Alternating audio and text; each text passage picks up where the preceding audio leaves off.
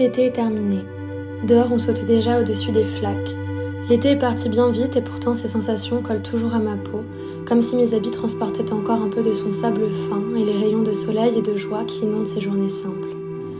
Il y a tant de simplicité dans l'été.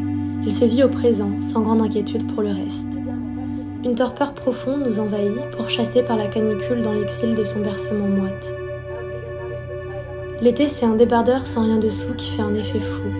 Il suffit de quelques couleurs pour être bien habillé. La fraîcheur d'une orange sanguine, l'ondulation d'une soie turquoise et puis un rouge carmin porté sur un bustier qui suffirait à embraser une ville entière.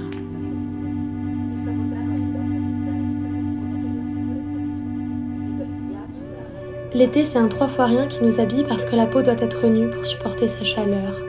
Alors c'est naturel, on porte des jupes qui volent avec le vent et des chemises ouvertes parce qu'elles veulent nous laisser vivre, nous laisser respirer, et puis s'étourdir de leur souplesse presque impudique. Tout est spontané et tout doit aller vite. Les manches se retroussent et les pieds se déchaussent sans autre souci que l'urgence d'un plaisir. Un pantalon en lin gigote avec la brise. L'insouciance de la belle saison la rapproche tant de la mode, toute de versatile, brûlante, libre.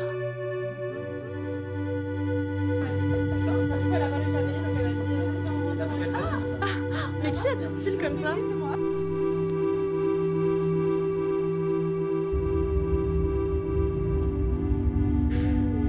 C'est la saison où la vanité fait son jeu en pariant sur l'incertitude et ses surprises. Tout débraillé vestimentaire ou moral devient le summum de l'élégance. On cherche l'aventure et elle se provoque souvent par l'impertinence d'une défroque. La chaleur nous prête à tous un air plus effronté, plus sale, plus vivant. Les tenues sont délavées par le sel de la transpiration, les joues roussies par le soleil rond au zénith. Rien n'a plus d'importance, on ose sortir à découvert. Comment faire autrement?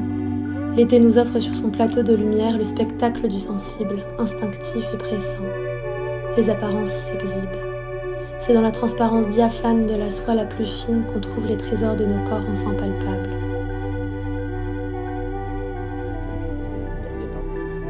Tout est bon alors, tout semble si près de soi, raffermi par la chair qu'on peut enfin sentir bouger sous une étoffe légère à en frémir. Cette toute-puissance de la proximité, du toucher, c'est ce qui nous offre le répit des autres saisons, celles où on se couvre, se cache, s'obstine. Entre juillet et août, on déboutonne, on décravate, on dégrafe, on crée toutes sortes d'ouvertures et de bourrasques dans la tenue et dans la posture. On ôte des couches, on raccourcit tout sans concession. Nos masques se dénouent si facilement. N'est-ce pas la saison rêvée pour se déguiser, tout quitter sans rien dire, pour trouver un secours vital dans le soudain et l'artifice? Les images se succèdent, versatiles et corrompues. Elles nous trompent sûrement. Mais grâce à elles, à leur ribambelle de motifs loufoques et de paillettes, nous venons au monde dans la forme qu'il nous plaît.